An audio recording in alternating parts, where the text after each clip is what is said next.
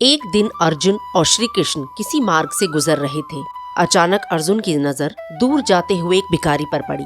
तब अर्जुन ने पूछा, मधुसूदन, आपने इतनी सुंदर दुनिया रची, पर ऐसे भिखारी क्यों बनाए जो दूसरों पर निर्भर होकर जीवन बिताते हैं? कृष्ण ने अर्जुन की बात सुनी, पर बिना कुछ कहे ही आगे बढ़ते रहे। थोड़ी दूर जाकर अर्जुन ने उस भिखारी को पुकारा और पूछा, तुम भीख क्यों मांगते हो?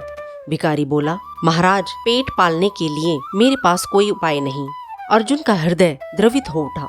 उन्होंने सोने की मुद्राएं उसकी हथेली पर रखते हुए कहा, आज से कभी भीख मत मांगना, तुम्हारा जीवन बदल जाएगा। भिखारी पहली बार आशा से भर उठा, परंतु जैसे ही वह घर लौट रहा था, एक चोर ने पीछे से धक्का देकर उसका सारा सोना लूट लिया और अगले दिन वो फिर उसी स्थान पर भीख मांगता मिला। अगली सुबह अर्जुन और कृष्ण वहाँ से गुजरे। अर्जुन ने उसे देखकर आश्चर्य से पूछा, अरे, मैंने तो तुम्हें इतना सोना दिया था, फिर भी भीख मांग रहे हो? भिखारी दुखी होकर बोला, स्वामी, चोर सब ले गया।